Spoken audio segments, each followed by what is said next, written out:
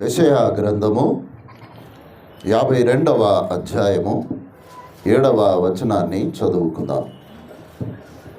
సువార్త ప్రకటించుచు సమాధానము చాటించుచు సువర్తమానము ప్రకటించుచు రక్షణ సమాచారము ప్రచురించు వాని పాదములు ఈ దేవుడు ఏలుచున్నాడని సియోనుతో చెప్పుచున్న వాని పాదములు పర్వతముల మీద ఎంతో సుందరములై ఉన్నవి.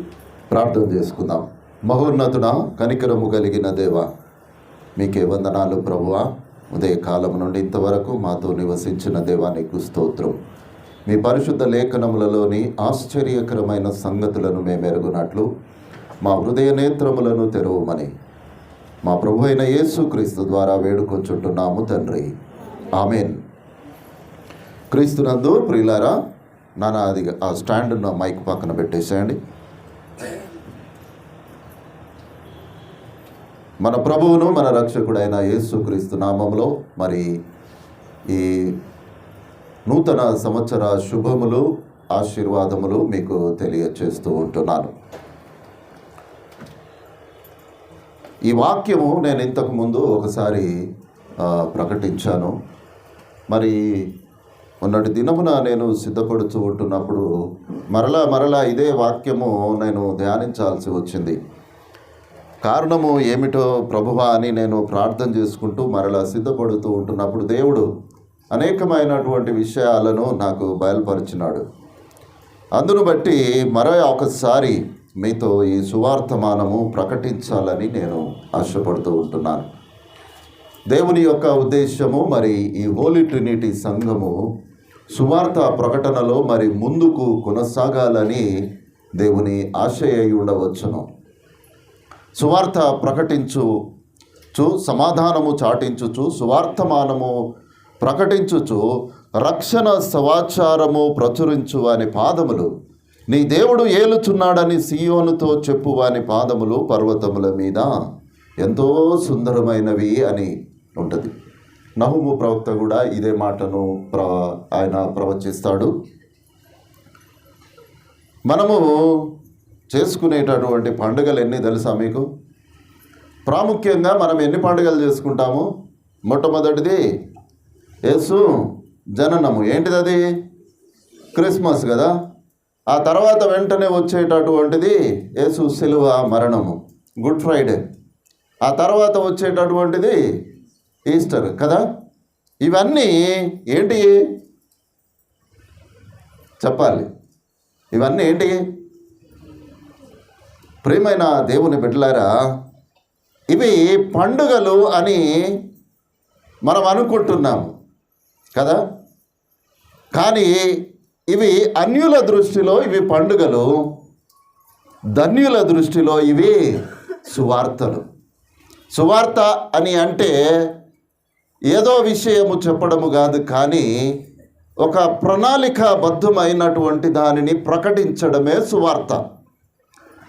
పండగ అని మనం అనుకొని మనల్ని మనము సిద్ధపరుచుకుంటూ మనకు కావలసినవి సమకూర్చుకుంటూ మన ప్రియులతో మన వారితో మనం అందరము సంతోషిస్తాము. నేను ఇంతకుముందు కూడా జ్ఞాపకం చేశాను, తప్పేమీ లేదు. కానీ కేవలము దానిని పండుగగా మనము చూస్తే మనం ఇంకా అన్యులముగానే ఉన్నాము.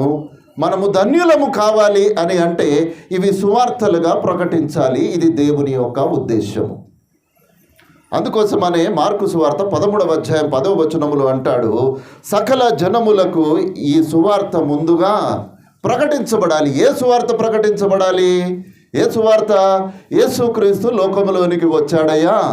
ఎందుకు వచ్చాడయ్యా అని అంటే నీ పాపములు నా పాపముల కొరకు ఆయన సిలువలో మరణించడానికి వచ్చాడయ్యా.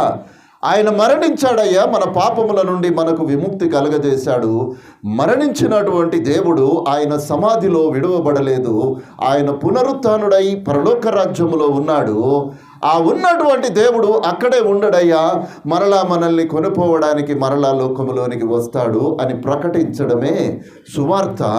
ఈ సువార్త ప్రకటించు వాని పాదములు పర్వతముల మీద కనబడుతున్నాయట. అది దేవునికి ఇష్టమైన పాదములు, అవి సుందరమైనవి, మనోహరమైనవి అని దేవుడు అంటున్నాడు కదా. సుందర పాదములు కడగడానికి ఏం చేసుకుంటారయ్యా? చాలా మనకు తెలియదు, కానీ పెద్ద పెద్ద ధనవంతులైతే మెనిక్యూర్ పెడిక్యూర్ అని చేసుకుంటారు. గోరుల్లో ఉన్నటువంటివి అన్నీ శుభ్రం చేసుకొని, కాళ్ళు శుభ్రం చేసుకొని, పెయింట్లు పెట్టుకొని, వాటికి చక్కని చెప్పులు తొడిగి, వాటికి కావలసినటువంటి గజ్జలు పెట్టి ఎన్నో రకాలుగా వాటిని సుందరంగా తీర్చి లోకములో కనబడుతూ ఉంటారు. దేవుని దృష్టిలో ఇది సుందరము కాదు. కానీ ఎవడైతే సువార్తను ప్రకటిస్తున్నారో, ఆ సువార్త ప్రకటించే వారికి చదువు వస్తుందా రాదా, లేకపోతే పండితుల, పామరుల, శాస్త్రుల, పరిసయ్యుల, ఎవరు దేవుడు వాటిని చూడడం లేదు. నువ్వు వాటికి గోర్లకు రంగు పెట్టావా, వాటికి పూసలు కట్టావా, ఇవన్నీ దేవుడు చూడడం లేదు. నీవు సువార్తను ప్రకటిస్తున్నావా? ఏ సువార్తనయ్యా? యేసుక్రీస్తు జననము, ఆయన శిలువ మరణము, ఆయన పునరుత్థానము, ఆయన రాకడను గురించి నీవు అన్యజనులకు ఏదైతే సెలవిస్తున్నావో, నీవు దేవుని దృష్టిలో ధన్యుడవుగా ఉన్నావు. కాబట్టి నీ పాదములు మురికిగా ఉన్నప్పటికీ అవి దేవుని దృష్టిలో అద్భుతమైనటువంటివి, సుందరమైనవి అని దేవుడు సెలవిస్తూ ఉంటున్నాడు కదా. ఈ విషయం తెలియక మనకు కావలసినటువంటి సమస్తము పాదములకు, చేతులకు రంగులు అన్నీ పెట్టుకొని మనము లోకములు సుందరముగా కనబడాలని ఆశపడుతూ ఉంటున్నాము. దేవుని యందు ప్రియమైన దేవుని బిడ్డలారా, ఒక్కసారి మనల్ని మనము పరిశీలన చేసుకోవాలి. అందుకే యేసుక్రీస్తు ప్రభుల వారు ఆయన పునరుత్థానమునకు ముందుగా తన శిష్యులందరినీ పిలిచి ఆయన చెప్పినటువంటి మాట, మీరు సర్వలోకమునకు వెళ్ళి సర్వ సృష్టికి సువార్తను ప్రకటించండి. అప్పటికి ఉన్నటువంటి సువార్త ఏంటిదయ్యా? ఏముంది చెప్పండి. శిష్యులకు ఉన్నటువంటి సువార్త ఏంటిది? యేసుక్రీస్తు ఆయన లోకరక్షకుడుగా ఈ లోకములోనికి వచ్చాడయ్యా, నీ కొరకు నా కొరకు మరణించాడు, ఆయన మరలా వస్తాడు అని ప్రకటించమని సర్వలోకమునకు వారిని పంపించాడు. వారికి పరిశుద్ధాత్మను కుమ్మరించి వారు అన్య భాషలలో మాట్లాడునట్లు ఒక వరమును వారికి దయచేసి వారిని లోకములోనికి పంపించాడు. లోకములోనికి పంపించినటువంటి ఆనాటి అపోస్తలులు, ఆనాటి సేవకులు ఈ విధంగా సూట్లు వేసుకొని తిరగలేదయ్యా. ఇప్పుడు ఏదో ఫోజులు కొట్టడానికి మనం వేసుకుంటున్నాము, కానీ వారు చినిగిపోయిన బట్టలు, ఒకే అంగి, ఒకే పంచ కట్టుకొని, ఒక చేతి కర్ర పెట్టుకొని, ఒక జోలె సంచె పెట్టుకొని వారు లోకములోనికి వెళ్ళి దేవుని సువార్తను ప్రకటించారు. వారే ధన్యులు, వారే ధన్యులు ప్రియులారా. వారి పాదములు సుందరమైనటువంటివి అని దేవుని లేఖనము ఈ ఉదయకాలము మనతో మాట్లాడుతూ ఉంటుంది. మన పాదములు ఏమై ఉన్నాయి అని ఒక్కసారి ఈ ఉదయకాలము ఆలోచన మనము చేయవలసినటువంటి వారముగా మనం ఉంటున్నాము. యేసుక్రీస్తు ప్రభువుల వారు ఆయన లోకములో జన్మించగానే దూత అక్కడ చెబుతూ ఉంటుంది, అయ్యా ఇదిగో మీరు భయపడకుడి, ఇదిగో ప్రజలందరికీ కలగబో మహాసంతోషకరమైనటువంటి సువార్తమానము నేను మీకు తెలియజేయుచున్నాను. ఏ సువార్త తెలియజేస్తున్నాడయ్యా? యేసుక్రీస్తు లోకరక్షకుడుగా ఏదైతే ప్రవక్తల చేత దేవుడు ప్రకటించాడో ఆ వ్యక్తి ఆయన మానవుడుగా మనుష్య రూపముగా ఆయన ఈ లోకములోనికి వచ్చాడు. ఈ సువార్తను మీకు ప్రకటిస్తున్నాను, మీరు వెళ్ళి ఆయనతో కూడా ఆనందించండి అని సెలవిచ్చినప్పుడు అక్కడ ఆ గొర్రెల కాపరులు కానీ, ఆ జ్ఞానులు కానీ, శాస్త్రులు కానీ ఎవరైనా కూడా వారు విన్న వాటిని, చూసినటువంటి వారిని లోకములోనికి ప్రచురము చేశారు. ఇదే సువార్త ప్రకాశము. వారి పాదములు సుందరమైనవిగా దేవుని దృష్టిలో కనబడుతూ ఉంటున్నాయి. ప్రియమైన దేవుని బిడ్డలారా, ఆ లూకా సువార్త 24వ అధ్యాయము 47వ వచనములో అదే మాట అక్కడ ఉంటుంది. చూడండి,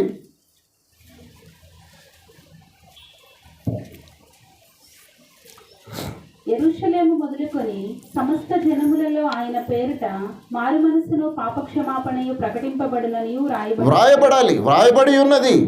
దేవుడు అంటున్నాడు, ఏం ప్రకటించాలయ్యా అని అంటే మారు మనస్సు కావాలి. మారు మనస్సు కలిగినటువంటి వానికి పాపక్షమాపణ కలగాలి. అంటే మారు మనస్సు కలగాలి అని అంటే మనము సువార్త బోధించాలి. సువార్త బోధించిన తర్వాత వానికి మారు మనస్సు కలిగితే వాడు బాప్తిస్మం పొందితే వానికి పాపక్షమాపణ కలుగుతూ ఉంటుంది.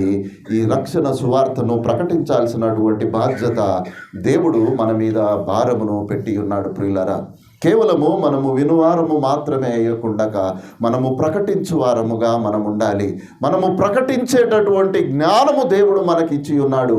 ఈ సువార్తను ప్రకటించాల్సినటువంటి భారము, ఆ సిలువను మన భుజము మీద పెట్టుకొని లోకములో మనము ముందుకు కొనసాగాలి. మన కార్యములు, మన ఉద్యోగము, మన పరిస్థితులను మనము చేయకూడదని కాదు, కానీ వాటికంటే ప్రాముఖ్యమైనటువంటిది దేవుని యొక్క సన్నిధిలో మన సువార్త ప్రకాశము వెలుగొందాలి అనేటటువంటి ఒక ఆలోచనతో మనము ముందుకు కొనసాగాలి అని దేవుడు ఆశపడుతూ ఉంటున్నాడు. అందుకోసమనే ఆ రోమా సంఘానికి పౌలు గారు వ్రాస్తూ 10వ అధ్యాయము 12 నుంచి 14 వచనాల వరకు ఒకసారి మనము చదువుకుందాం. యూదుడని గ్రీసు దేశస్థుడని భేదము లేదు, ఒక్క ప్రభువే అందరికీ ప్రభు అయి ఉండి తనకు ప్రార్థన చేయి వారందరి ఎడల కృపచూపుటకు ఐశ్వర్యవంతుడై ఉన్నాడు. ఎందుకనగా ప్రభువు నామమును బట్టి ప్రార్థన చేయి వాడెవడో వాడు రక్షింపబడును. వారు విశ్వసింపని వానికి ఎట్లు ప్రార్థన చేయుదురు? వినని వానిని ఎట్లు విశ్వసించుదురు? ప్రకటించేవాడు లేకుండా వారెట్లు విందురు? ఎట్లా వింటారయ్యా? అసలు ప్రకటించేవాడే లేకపోతే వినేటటువంటి వాడు ఎట్లుంటాడు? వానికి రక్షణ ఎక్కడికి వెళ్ళి వస్తుంది? అందుకోసమనే దీనిలో యూదుడు గ్రీసు దేశస్థుడు అనేటటువంటి భేదము లేదు, అందరికీ దేవుడు ఒక్కడే అయి ఉన్నాడు. ఎందుకనగా ప్రభువు నామమును బట్టి ప్రార్థన చేయువాడెవడో వాడే రక్షింపబడతాడు. కాబట్టి వారు విశ్వసింపని ఎడల ఎట్లు ప్రార్థన చేస్తారు? ముందు మనకు విశ్వాసం ఉండాలి కదా. ఇప్పుడు జోసఫయ్య గారు హాస్పిటల్లో ఉన్నారు, వారు వాళ్ళు స్వస్థపరచబడాలి అని అంటే ముందు మనకు విశ్వాసం ఉండాలి. నేను ప్రార్థన చేస్తే ఆయన స్వస్థతపరచబడతాడు అనే విశ్వాసము ముందుగా మన లోపల ఉండాలి. ముందుగా మనము ప్రార్థన చేయు మనము ఆ నామమును బట్టి ప్రార్థన చేయువాడమే ముందు మనకు విశ్వాసన రక్షణ అనుభవము మనకు ఉండాలి. మనము విశ్వసింపని ఎడల మనము ఏ విధంగా మనము ప్రార్థన చేస్తామో వినని వారు ఎట్లు విశ్వసిస్తారు? లోకములో ఆ సువార్త ప్రకటించబడకుండా వారు ఏ విధంగా క్రీస్తు నామములోనికి రక్షణ అనుభవంలోనికి వస్తారు? అసలు ప్రకటించేవాడే లేకపోతే అసలు ఆ సువార్త ఏ విధంగా వారికి వినబడుతుంది అని అక్కడ మాట్లాడుతున్నట్లుగా మనము చూస్తాము. ప్రియమైన దేవుని బిడ్డలారా, అందుకోసమనే పౌలు గారు ఎఫెసీ సంఘానికి వ్రాస్తూ 6వ అధ్యాయం 15వ వచనములో అంటాడు, పాదములకు సమాధాన సువార్త వలనైన సిద్ధ మనస్సు అను జోడు తొడుగుకొనుడి అని చెబుతాడు. ఏం చేయాలట? సమాధాన సువార్త వలన సిద్ధ మనస్సు. ముందు ఒక మానవునికి సిద్ధ మనస్సు ఉంటే కానీ సువార్త ప్రకటించేటటువంటి స్థితి ఉండదు ప్రియులారా కదా. పండుగకు ఒక ప్రణాళిక ఉంటుంది కదా, నవంబర్ నుంచే ఒక ప్రణాళిక ఉంటుంది. నవంబర్ శాలరీలో ఇంత తీయాలి, డిసెంబర్లో ఇంత తీయాలి, పిల్లలకి ఈ బట్టలు కొనాలి, ఇది చేయాలి, ఇవి చేసుకోవాలి, పిండి వంటలు చేసుకోవాలి, ఇంత ఖర్చు అవుతుంది, క్రిస్మస్ రోజు ఇంత ఖర్చు అవుతుంది. ఒక ప్రణాళిక, ఒక సిద్ధపాటు మనకు ఉంటుంది ప్రియులారా, ప్రతి క్రైస్తవ కుటుంబంలో ఉంటుంది. కానీ దేవుడు అంటున్నాడు, నీవు సువార్తను ప్రకటించడానికి సిద్ధ మనస్సు కలుగజేసుకో అంటున్నాడు. సిద్ధ మనస్సు ఏ విధంగా కలుగజేసుకోవాలయ్యా? సిద్ధ మనస్సు అనే జోడు తొడుగుకొని నీవు నిలువబడాలి అని అంటే నీవు పరుగెత్తడానికి నీవు సిద్ధంగా ఉండాలి అని దేవుడు సెలవిస్తూ ఉంటున్నాడు. కాబట్టి ఈ సువార్త మనకు లోకములో ప్రకటించబడాలి ప్రియులారా. కానీ లోకములో మానవుని యొక్క ఆశ, ఆలోచన ఎల్లప్పుడూ తన కుటుంబము నిమిత్తము, తన ప్రయాణము నిమిత్తము, తన జీవితంలో ప్రణాళికల నిమిత్తము, రాబో దినములలో నా బిడ్డలు ఏమైపోతారు, నేను గృహము కట్టకపోతే వారు ఆ తర్వాత వారు ఏ విధంగా జీవిస్తారు, ఈ లోకములో నేను ఆస్తి సంపాదించకపోతే నేను పోయిన తర్వాత నా బిడ్డలు నన్ను తిడతారేమో. కాబట్టి ఇవన్నీ నానా రకములైనటువంటి ఆలోచనలతోనే మానవుడు ముందుకు కొనసాగుతూ ఉంటున్నాడు. కానీ క్రీస్తు కార్యములు ఎవరూ చూడటం లేదు. సమస్తమునకు ధనమే మూలమని అతిశయించితిని ఈ ధరలో, సమస్తమునకు ధనమే మూలమని అతిశయించితిని ఈ ధరలో, కానే కాదు ఇది భ్రమయని తెలియజేసినది నీ వాక్యం, కానే కాదు ఇది భ్రమయని తెలియజేసినది నీ వాక్యం. గుండె పోటులో పోయే ప్రాణంలో, గుండె పోటులో పోయే ప్రాణంలో ఈ ధనము మనకక్కర రాదు, ఈ ధనము మనకక్కర రాదు. ఏమున్నది అతిశయించుటకు అమ్మాయా క్షణికమైన ఈ లోకంలో, ఏమున్నది అతిశయించుటకు అమ్మాయా క్షణికమైన ఈ లోకంలో. గాలి వంటిది జీవితం, నీటి బుడగయే ఈ ప్రాణం. గాలి వంటిది జీవితం, నీటి బుడగయే ఈ ప్రాణం. నీటి ఈ ప్రాణం. ఏమున్నది ప్రియులారా, ఏమున్నది? దేవుని చిత్తాన్ని నెరవేర్చుట కొరకు ఆయన ఆ సువార్తను ప్రకటించే భారము దేవుడు మన మీద పెట్టి ఉంటుండగా లోక సంబంధమైనటువంటి ఆలోచనల నుండి మనము విముక్తి పొందాలి. మనము విముక్తి పొందాలి ప్రియులారా. సంపాదించుకోకూడదని దేవుడు సెలవీయడం లేదు. నీకు కావలసినవి సమకూర్చుకోకూడదని దేవుడు ఎప్పుడూ కూడా చెప్పడం లేదు. ఎందుకొరకనగా ఆయన ఆశీర్వాదమును బట్టి, ఆయన ఇచ్చినటువంటి శక్తిని, బలమును, కృపను బట్టి మనం ఈ లోకములో జీవిస్తూ ఉంటున్నప్పుడు కృతజ్ఞత అనేటటువంటిది ఒక ఈ హృదయంలో ఉండాలి. మీకు తెలుసా, 1922వ సంవత్సరం అంటే ఈ కోవిడ్ రాక మునుపు మన సంఘము బహుబలంగా వాడబడింది. తెలుసా మీకు? చాలామందికి తెలుసు. ఎన్ని గ్రామాలు, ఎంత సువార్త పరిచర్య, ఎక్కడికి పోదామంటే అక్కడికి. ధనం ఏంటిదయ్యా, ధనం ఎందుకు? పాస్టర్ గారు ధనం సంగతి పక్కన పెట్టేసాడు, మనం ముందు పోయి సువార్త ప్రకటిద్దాం. ఏమైంది? 2023వ సంవత్సరము, 22వ సంవత్సరము ఈ సువార్త ప్రకాశము ఏమైపోయిందయ్యా? ఆగిపోయింది. కారణం ఏంటిది? ఎక్కడ ఉంది లోపము?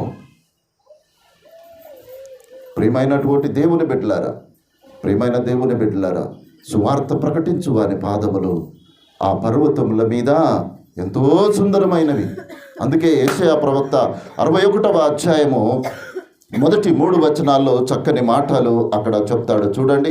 ప్రభువగు యెహోవా ఆత్మ నా మీదికి వచ్చి ఉన్నది, దీనులకు సువర్తమానము ప్రకటించుటకు యెహోవా నన్ను అభిషేకించెను.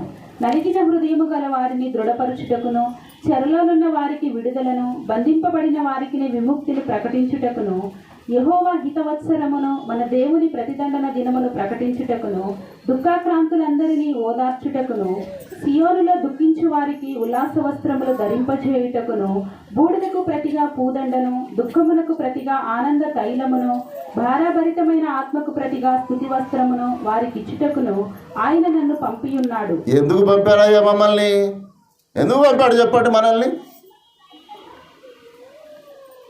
సియోనులో దుఃఖించు వారికి ఉల్లాస వస్త్రమును ధరింపచేయుటకు, బూడిదకు ప్రతిగా పూదండను, దుఃఖమునకు ప్రతిగా ఆనంద తైలమును, భారభరితమైన ఆత్మకు ప్రతిగా స్తుతి వస్త్రమును. ఇన్ని చేయడానికి దేవుడు లోకంలో మనల్ని పంపాడు. ఏదైనా ఒకటి ఇందులో మనము చేయగలుగుతూ ఉంటున్నామా? ఒక్కసారి మనల్ని మనము పరిశీలన చేసుకుందాము ప్రియులారా. ఈ పాదములకు సమాధాన సువార్త వలనైన సిద్ధ మనస్సు దోడు తొడుక్కొని మనము నిలువబడి ఈ కార్యములన్నీ చేయుటకు, బంధింపబడిన వారిని విముక్తి, చెరలో ఉన్న వారికి విడుదల, నలిగిన హృదయములను దృఢపరచుటకు, దేవుని హితవత్సరమును ప్రకటించుటకు దేవుడు నిన్ను ఏర్పరచుకున్నాడు అనే విషయాన్ని నీవు మరచిపోయి ఒకవేళ లోకములో కొనసాగుతూ ఉంటున్నావేమో ఒకసారి ఆలోచన చేసుకుందాము ప్రియులారా. ఎందుకొరకనగా దేవుని యొక్క కార్యములను చేయుటకు ఒక సిద్ధపాటు అనేటటువంటి జీవితము మనకు కలిగి ఉండాలి అని దేవుడు సెలవిస్తూ ఉంటున్నాడు. ఇవన్నీ ఏ విధంగా ప్రకటించమని చెప్తుంటున్నాడు? యెషయా గ్రంథము 40వ అధ్యాయము 9వ వచనము.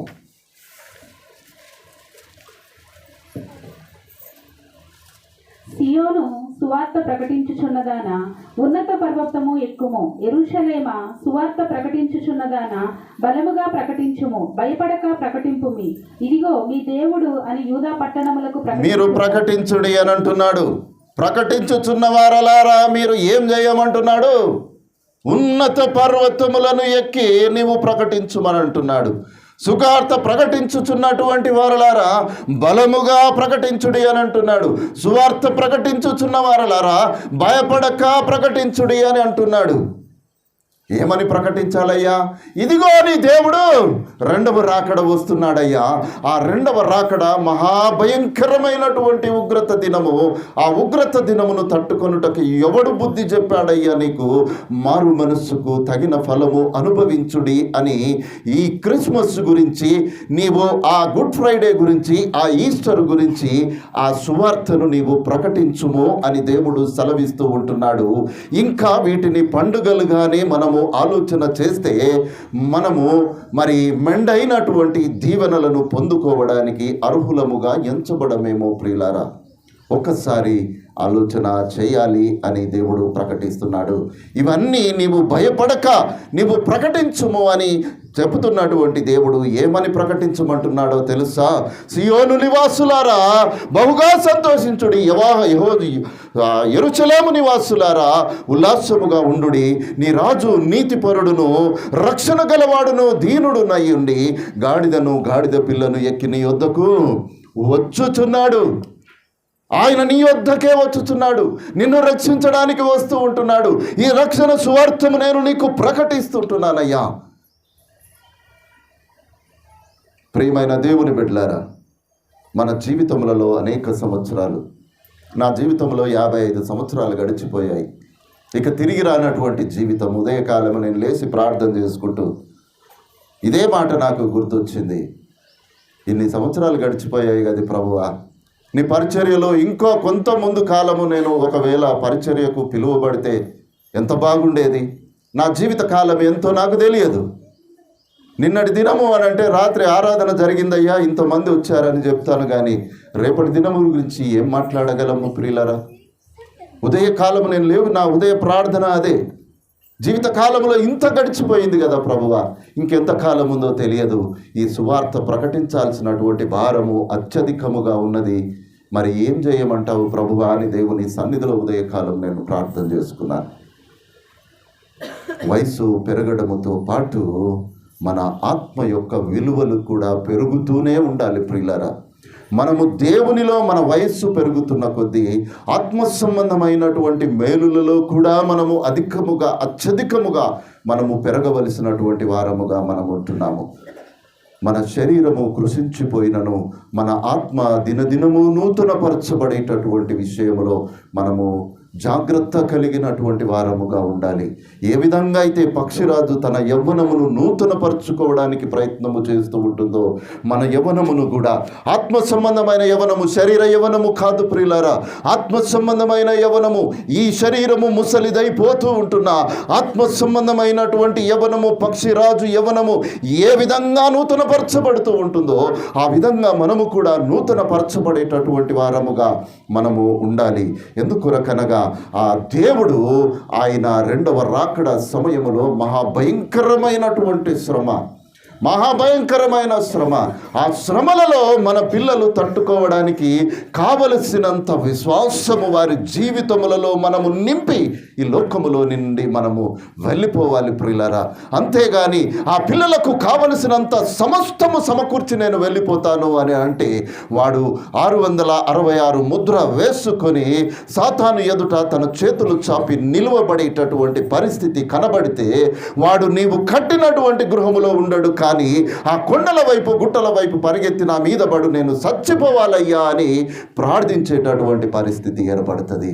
అందుకోసమనే నీవు నేర్పించాల్సినటువంటిది, నీవు సిద్ధపరచాల్సినటువంటిది, నీవు వారి కొరకు ఏదైతే నీవు చేయాలో దాని విషయములలో నీవు ముందుగా ఒక సిద్ధపాటు కలిగి ఉండు.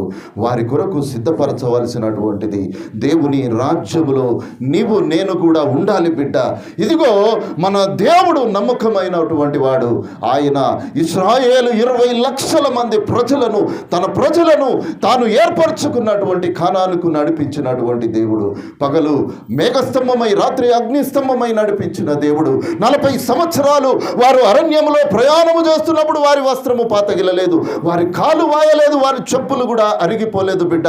అటువంటి గొప్ప దేవుని కలిగినటువంటి మనము ధన్యులము. ఆ ధన్యత మనకు రాబోవు తరములకు అది ఎల్లప్పుడుగా ఉండాలి అనే సువార్తను ముందుగా నీ బిడ్డలతో ప్రారంభించు.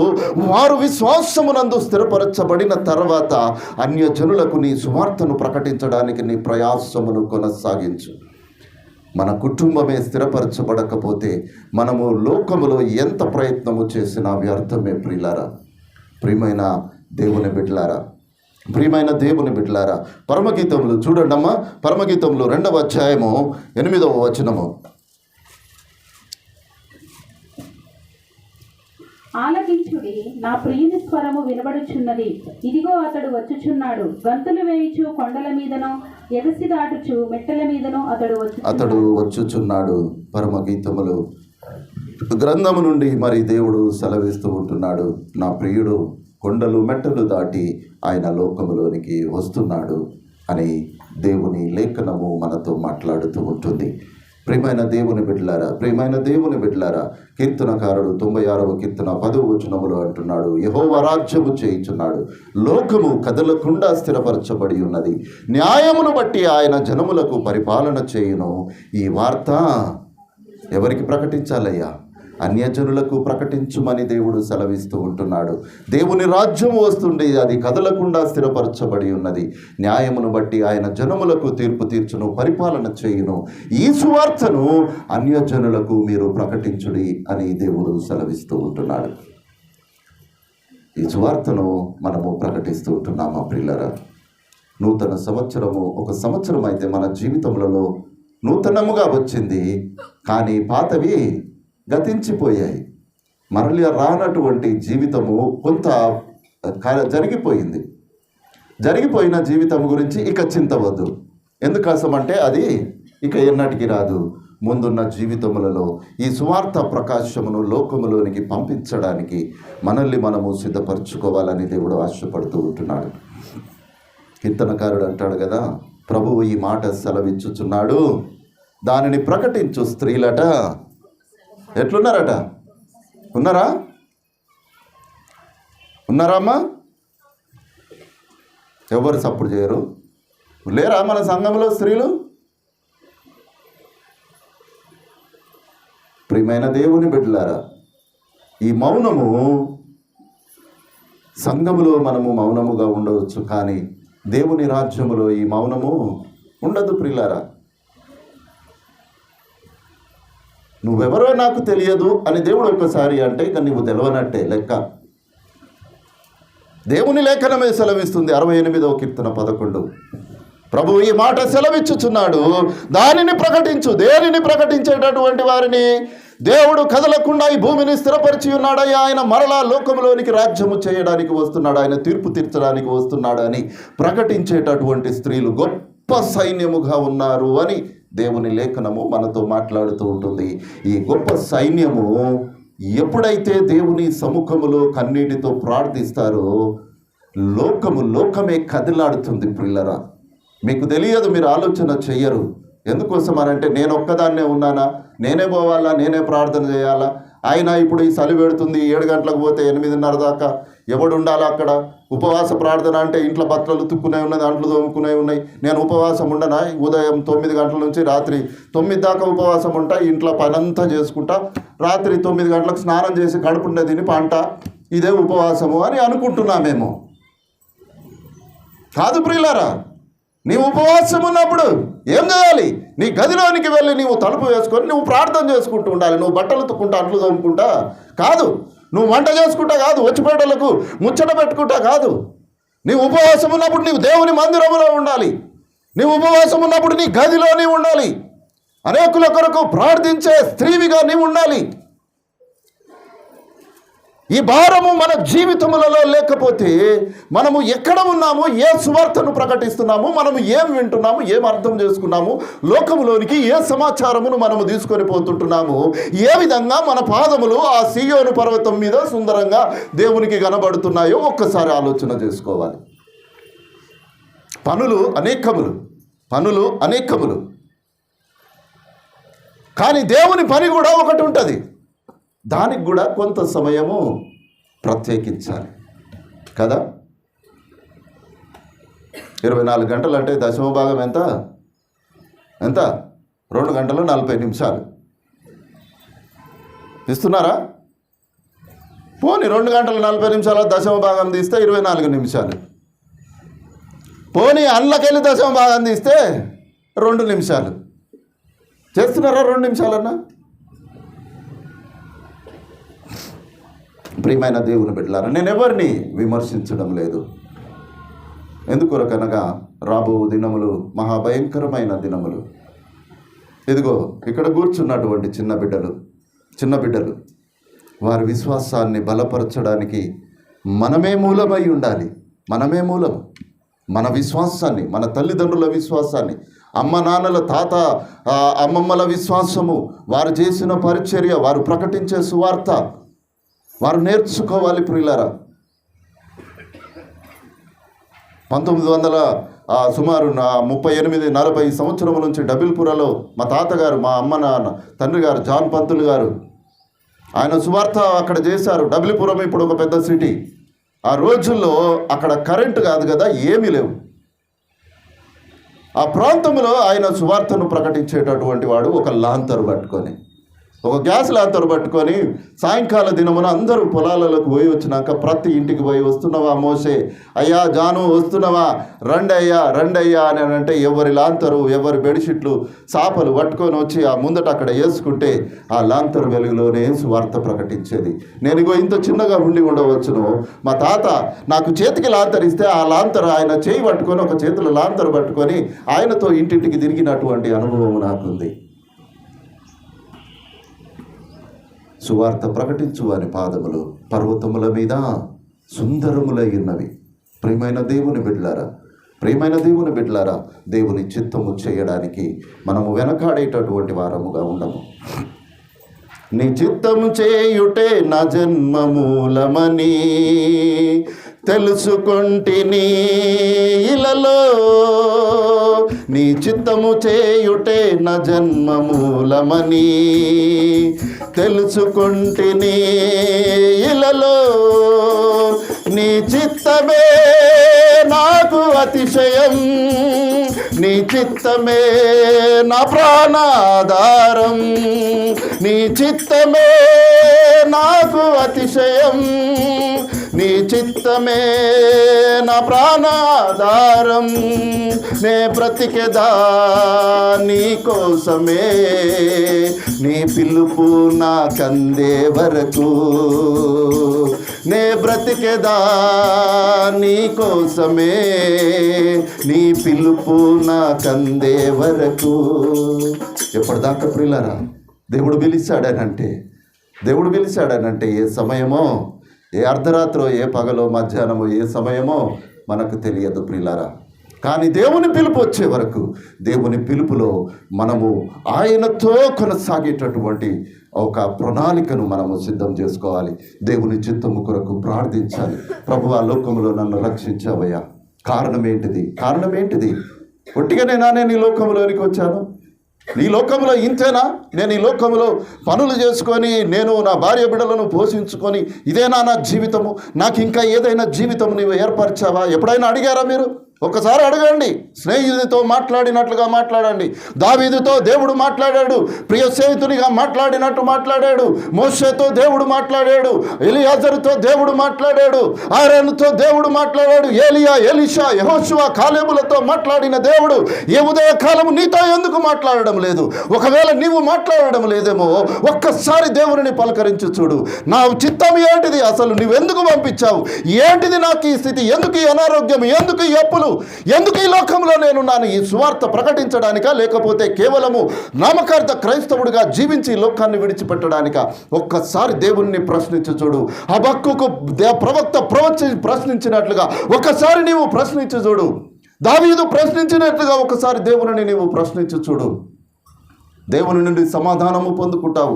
ఒక నూతన సంవత్సరము నూతన దయా కిరీటమును దేవుడు ధరింపజేసినప్పుడు ఆ దయా కిరీటములో మన జీవితము ఏ విధంగా కొనసాగుతుందో మనల్ని మనము పరిశీలన చేసుకొని ముందుకు కొనసాగాలి. కానీ ఈ లోకములో ఈ సంవత్సరం వచ్చింది, మళ్ళీ 25 వస్తుంది కదా, ఇంకేంటిదిలే అని అనుకుంటే ఈ 24 దేవుడు మనల్ని ముగింపు సంవత్సరముగా ఒకవేళ దేవుడు నిర్ణయిస్తే ఈ లోకములో మనము చేయవలసిన కార్యములు చేయకనే ఈ లోకాన్ని విడిచిపెట్టి మనము వెళ్ళిపోతాము. ప్రియులారా, ప్రియమైన దేవుని బిడ్డలారా, నీ పాదములు ఆ పర్వతము మీద సుందరముగా కనబడాలని దేవుడు ఆశపడుతూ ఉంటున్నాడు. నీవేం పని చేస్తున్నావో దేవుడు చూడడం లేదు. నువ్వు సిమెంట్లో తిరుగులాడుతున్నావేమో, నీ కాళ్ళు మురికిగా ఉన్నాయేమో, చలికి అవి పగిలిపోయి ఉన్నాయేమో, గాయములతో ఉన్నాయేమో, దేవుడు అవి చూడడం లేదు. ప్రియులారా, దేవుడు ఏం చూస్తున్నాడో తెలుసా? నీవు ప్రకటిస్తున్న సువార్తను చూస్తూ ఉంటున్నాడు. నీ పాదములు ఆ సీయోను పర్వతము మీద కనబడుతూ ఉంటున్నాయి. అది దేవునికి ఇష్టమైనటువంటి, ప్రీతికరమైనటువంటి, సువాసన కలిగినటువంటి ఆ జీవితమును దేవుడు మన నుండి కోరుకుంటున్నాడు. ఒక నూతన సంవత్సరము, నూతన నిబంధన చేసుకుందాం. ఒక నూతన నిబంధన చేసుకుందాం. ప్రభువా, నీ సువార్తను నేను ప్రకటించాలి. మోసే అనేక సార్లు అనేకమైన వాటి గురించి ఆయన ప్రార్థన చేస్తాడు. దావీదు కూడా అనేకమైన వాటి గురించి ప్రార్థన చేస్తాడు. నా దినములు లెక్కించుట నాకు నేర్పు అని కూడా ప్రార్థన చేస్తాడు. సువార్త ప్రకటించడం పక్కన పెడితే అసలు నేను ఎన్ని రోజులు బతికుంటానో నాకు తెలవాలి అని అంటాడు. తెలుస్తుంది ప్రియులారా, మీరు ఒకసారి అడిగి చూడండి. దేవుడు బయలుపరుస్తాడు. అడిగి చూద్దాం, దేవుని నుండి పొందుకుందాం. ఆయన చిత్తము, ఎందుకు నన్ను పంపించావు?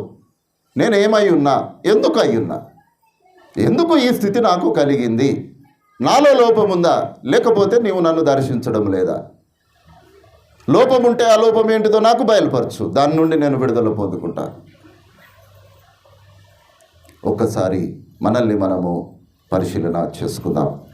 ఒకవేళ మనము సువార్త ప్రకటించకపోతే ఎవరు ప్రకటిస్తారయ్యా? ప్రకటిస్తారా? ఇంకెవరైనా ప్రకటిస్తారా? దేవుని లేఖనం ఏం చెప్తుంది? ఒక మాట చదువుకొని ముగించుకుందాం. ప్రకటన గ్రంథము 14వ అధ్యాయము 6వ వచనము. అప్పుడు మరి ఒక దూతను చూచితిని. అతడు భూనివాసులకు అనగా ప్రతి జనమునకు, ప్రతి వంశమునకు, ఆయా భాషలు మాట్లాడు వారికి, ప్రతి ప్రజకును ప్రకటించినట్లు నిత్య సువార్త తీసుకొని ఆకాశ మధ్యమున ఎగురుచుండెను. ఇక ఎవరి వంతు వచ్చిందయ్యా? ఈ లోకములో మానవుల వంతు అయిపోయింది. ఇక మీ సువార్త చాలయ్యా, ఇక చాలు, మీరు పక్కకు ఉండండి అని దేవుడు సువార్తను ప్రకటించడానికి దేవదూతలను పంపిస్తూ ఉంటున్నాడు. ఒక్కసారి నిత్య సువార్త దేవదూత తీసుకొని లోకములోనికి వచ్చిందా, ఇక మనము ప్రకటించేటటువంటి ప్రకటన ఏమీ ఉండదు ప్రియులారా, ఏమీ ఉండదుగా. ఎవరెవరికి ప్రకటిస్తాడట వారు? భూనివాసులందరికీ, అనగా ప్రతి జనము, ప్రతి వంశము, ఆయా భాషలు మాట్లాడు వారికి, ప్రతి జనమునకు ప్రకటించున్నట్లుగా నిత్య సువార్తను తీసుకొని ఆకాశ మధ్యము నుండి దూత బయలుదేరుచున్నది అని దేవుడు సెలవిస్తూ ఉంటున్నాడు. దూత బయలుదేరక మునుపే ఈ సువార్త ప్రకాశమును మనము ప్రకాశింపచేద్దాం. ధనం ఈరోజు ఉంటుంది, రేపు పోతుంది. దేవుని పని కొరకు మనము పెట్టేటటువంటి ధనము అది పరలోక రాజ్యములో నీ కొరకు సిద్ధపరచబడుతూ ఉంటుంది. మీ అందరికీ తెలుసు, ఒక 10-11 సంవత్సరాలు పరిచర్య చేసినటువంటి సేవకులను మీరు ఎక్కడైనా వెళ్ళి చూడండి, ఈ విధంగా ఎవరు ఉండరు. కారణం ఏంటిదో తెలుసా? నేను సువార్త ప్రకటన చేయాలి అనేటటువంటిది నా ఆశ.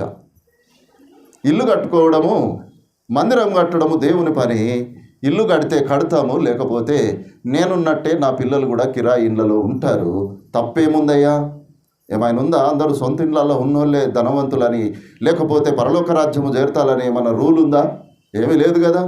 ఎక్కడున్నా, గుడిసెలో ఉన్నా, చెట్టు కింద ఉన్నా, బంగ్లాలో ఉన్నా, రాజ్మహల్లో ఉన్నా, ఎక్కడున్నా దేవునికి అయిష్టడుగా ఉంటే వాడు నరకములో ఉంటాడు. ఆ లాజరు వలె అబ్రహాము నోమున ఎన్నటికీ నిలువబడనేరాడు. కాబట్టి ఈ హృదయము ఏదైతే దేవుడు ఎందుకు నన్ను ఈ లోకములో పంపించాడో ఆ చిత్తము, దేవుని ఉద్దేశము తెలుసుకొనుటకు ముందుగా మనం ప్రయత్నం చేద్దాం. ముందుగా ఈ రోజు నుంచి నీ ప్రార్థనలో అసలు నీ చిత్తము ఏంటిది? నువ్వు చెప్పేదాకా నిన్ను వదలను అని నీవు ఆయనను పట్టుకొని వదలకూడదు. నీ ప్రార్థనలో ఆయనను వదలకు, ఖచ్చితంగా ఆయన చిత్తాన్ని నీకు బయలుపరుస్తాడు. ఆ చిత్తానుసారముగా లోకములోనికి మనము వెళ్ళవలసిన వారముగా మనం ఉంటున్నాము. ప్రియమైన దేవుని బిడ్డలారా, ఈ సువార్త ప్రకాశము ఆగిపోయింది అని నేను చాలా బాధతో ఉన్నాను. అనేక గ్రామాలు, మొన్న క్రిస్మస్ కూడా ఒక గ్రామం నుండి పిలుపు వచ్చింది కానీ వెళ్ళలేనటువంటి పరిస్థితి. కారణం ఏంటిది? సమస్తము ధనమే మూలము. ఈ ధనము లేదు, చేయగలిగిన పరిస్థితి ఏమీ లేదు. సంఘము 45 కుటుంబాలు నెలకొక్క 1000 రూపాయలు ఇవ్వగలిగితే 45,000 అవుతాయి. కానీ ఇచ్చేది ఎంతమంది? ఇంతకుముందు 4 ఉండే, వాళ్ళు 2 అయ్యారు. 2 ఒక్కరైతారేమో, ఆ ఒక్కరు కూడా మిగిలిపోతే ఇక చేయగలిగింది ఏమీ లేదు. ప్రియులారా, ఏమీ లేదు. దేవుని పరిచర్య కొరకు ప్రాణములు అర్పించినంతగా అపోస్తలులు శ్రమపడి ఉంటుండగా కనీసము మనవంతుగా మనమేమి చేయగలుగుతుంటున్నాము ఈ సువార్త ప్రకాశము కొరకు? ఈ సువార్తను ప్రకటించడానికి ఆ పర్వతముల మీద నా పాదములు కూడా కనబడాలి అనేటటువంటి ఒక ఆలోచనతో మనము ముందుకు కొనసాగుదాం. అటువంటి గొప్ప కృప దేవుడు ఈ ఉదయకాలము మనందరికీ దయచేయునుగాక. ఆమేన్.